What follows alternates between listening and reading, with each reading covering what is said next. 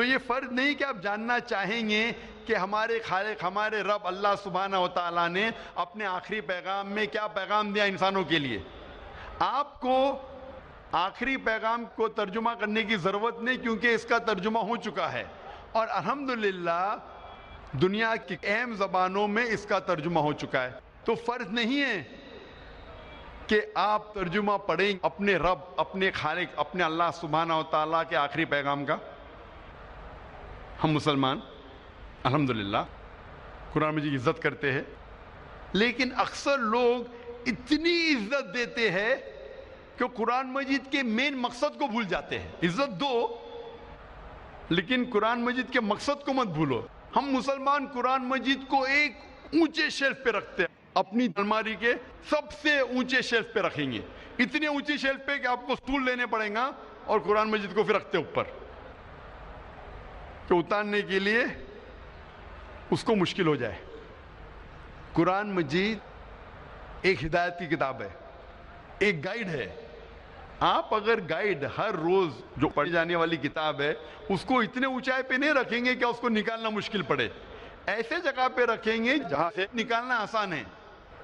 ہم مسلمان قرآن مجید کو مخمل کے کپڑے میں باندھتے ہیں، اور اتنا ٹائٹ باندھتے ہیں کہ کھولنے کے لیے 5 منٹ لگتا ہے، اور اگر بند کرنے پڑے وہ مخمل کے کپڑے میں باندھنے کے اور 5 منٹ لگیں گا. تو اگر آپ کے پاس 10 منٹ ہے تو آپ سوچیں گے 10 منٹ میں قرآن کیا پڑھنے کا، 5 منٹ تو کھولنے کے لگے گا، 5 منٹ باندھنے کے لیے تو چھوڑو بھی نہیں پڑیں گے.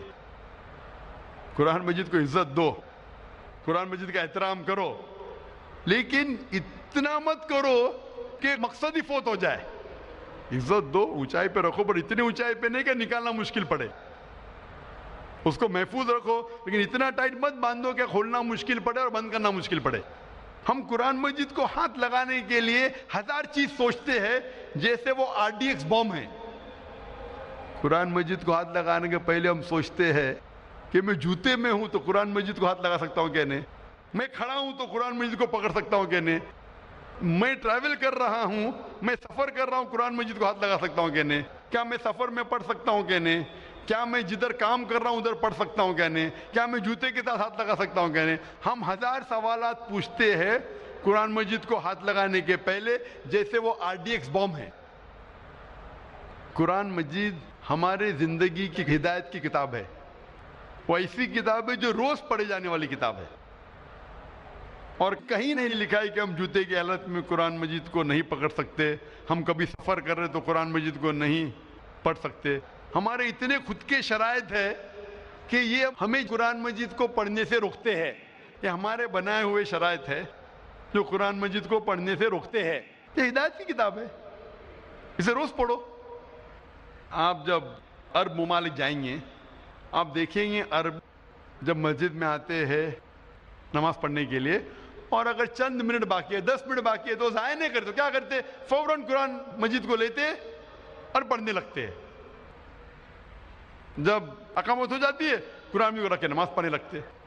ہماری مسجد میں بھی آپ دیکھیں گے چند لوگ قرآن مجید پڑھتے ہیں، لیکن صرف سب سے پہلی صف میں، اول صف میں. دوسری صف میں آپ دیکھیں گے نہیں. کیوں؟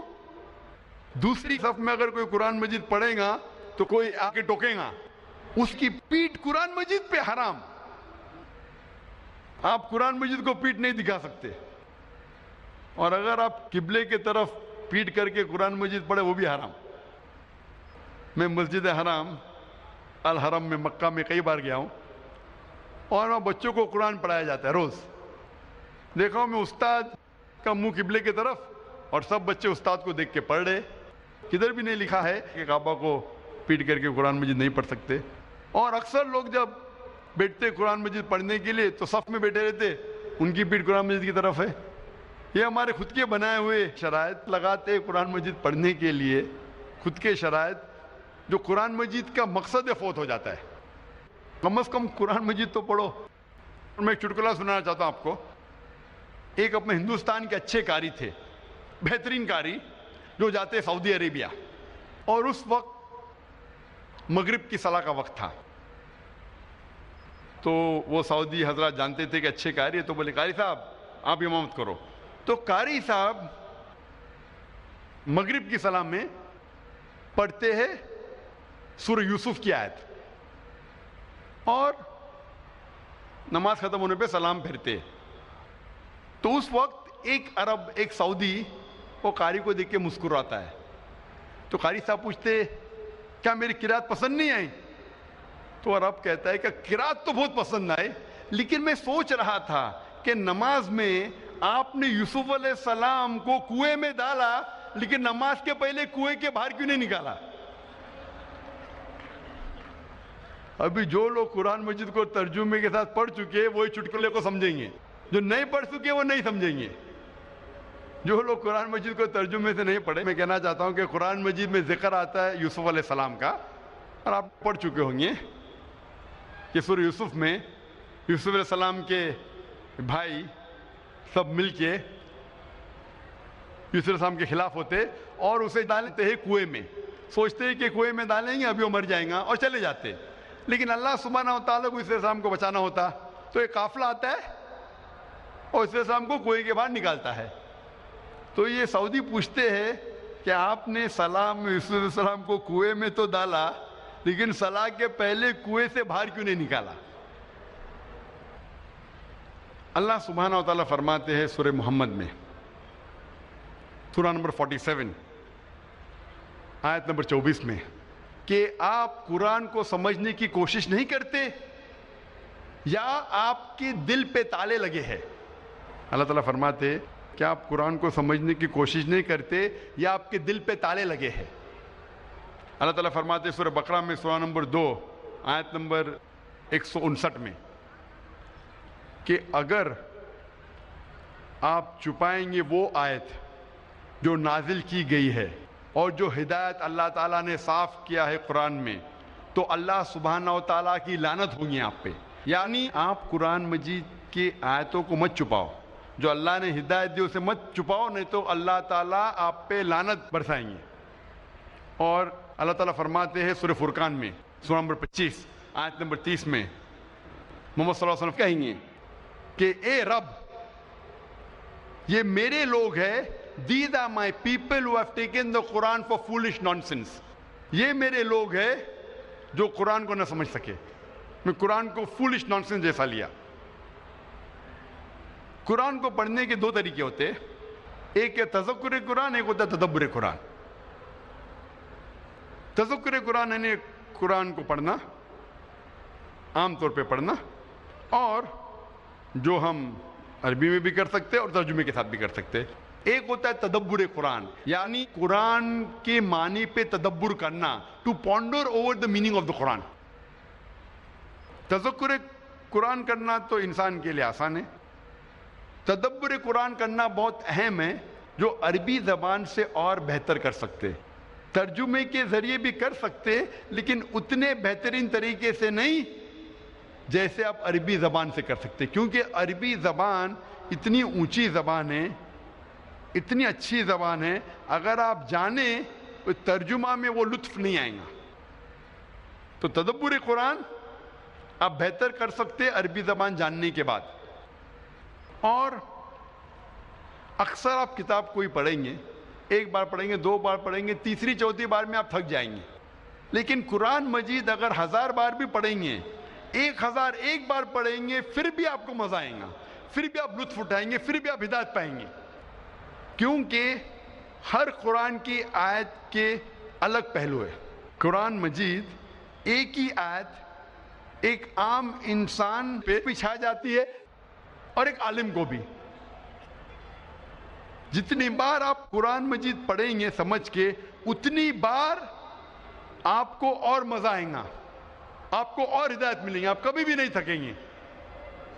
اسی لیے ہر مسلمان کے گھر میں قرآن مجید ہونا فرض ہے، نہ کہ صرف عربی زبان میں. لیکن اگر عربی زبان نہیں جانتے آپ سمجھنا، تو فرض ہے کہ آپ قرآن مجید کا ترجمہ اپنے گھر میں رکھیں، اس زبان میں جو زبان میں آپ کو مہارت ہے. اگر اردو میں مہارت ہے تو اردو میں رکھیے، ہندی میں مہارت ہے تو ہندی میں رکھیے، انگلش میں مہارت ہے تو انگلش میں رکھیے، گجراتی میں مہارت ہے تو گجراتی میں رکھیے. لیکن فرض ہے کہ آپ کے گھر میں قرآن مجید کا ترجمہ ہونا چاہیے اور اسے روز آپ کو پڑھنا چاہیے. سب سے بہترین تحفہ اگر آپ کسی کو دے سکے وہ ہے قرآن مجید ترجمے کے ساتھ. چاہے شادی کا موقع ہو, چاہے آپ کا دوست نیا گھر لیا ہے یا نئی آفس میں جا رہا ہے, سب سے بہترین تحفہ ہے قرآن مجید کا ترجمہ. غریب انسان بھی اسے پسند کرے گا اور امیر بھی اسے پسند کرے گا. اور سب سے بہترین تحفہ آپ اپنے بچوں کو دے سکتے ہیں وہ ہے قرآن مجید. اور یہ تحفہ اس کی زندگی کے آخری دن تک اسے ہدایت دیتا رہے گا. اکثر ہم مسلمان ہمارے بچوں کو قرآن مجید پڑھنا سکھاتے عربی میں, لیکن ہم یہ نہیں ضروری سمجھتے تھے کہ ہمارے بچوں کو عربی زبان آنا چاہیے. عربی تو پڑھ سکتے ہیں لیکن عربی سمجھ نہیں سکتے, اور ہمارے والدین اسے اہم نہیں سمجھے, اسے ضروری نہیں سمجھے کہ ہمیں عربی زبان سکھائے. لیکن آج ہمیں عہد لینا پڑے گا, ایک وعدہ لینا پڑے گا, کم از کم ہم ہمارے بچوں کو عربی زبان سکھائے. عربی زبان سکھائے تاکہ وہ اللہ سبحانہ و تعالیٰ کا آخری پیغام سمجھ سکے اور اس پہ عمل کر سکے. اور یہ تحفہ آپ اپنے بچوں کو دیں گے, عربی زبان سکھانے کا اور اس کے ساتھ قرآن مجید دینے کا, یہ سب سے بہترین تحفہ ہوگا. ہمارے والدین اسے اہم نہیں سمجھے تھے, اسے ضروری نہیں سمجھے تھے, لیکن آج ہمیں وعدہ لینا ہوگا کہ کم از کم ہم ہمارے بچوں کو عربی زبان سکھائیں. میں جانتا ہوں کہ میں چھوٹا سا دائی ہوں, میں عربی زبان نہیں جانتا ہوں, تھوڑی بولی شوئی شوئی ادھر ادھر. میں جانتا ہوں کہ عربی زبان جاننا کتنا اہم ہے, اسی لیے میں نے میرے تینوں بچوں کو عربی زبان سکھائی, 3 سال کی عمر سے سکھائی. میری بیٹی 13 سال وہ بھی عربی زبان جانتی ہے, میری بیٹی جو 15 سال وہ بھی جانتی ہے, اور میرا بیٹا جو 17 سال کا وہ بھی جانتا ہے. عربی زبان جانتا ہے اور تینوں حفاظ ہے ماشاءاللہ. اکثر ہمارے مدرسے میں حافظ بناتے ہیں, حفظ کرتے ہیں قرآن, لیکن قرآن سمجھ نہیں سکتے. حفظ کرنا اچھی بات ہے الحمدللہ, میں یہ نہیں کہتا ہوں غلط بات ہے, بہت اچھی بات ہے, انشاءاللہ آپ کو ثواب ملے گا. لیکن اگر حفظ کے ساتھ انہیں عربی زبان سکھائے تو سونے پہ سہاگا. انشاءاللہ امید ہے کہ ہماری دوسری نسل جو قرآن کو حفظ کریں گی, جو عربی زبان جانیں گی اور قرآن پہ عمل کریں گی, ہم سے کئی گنا اچھی ہوں گی.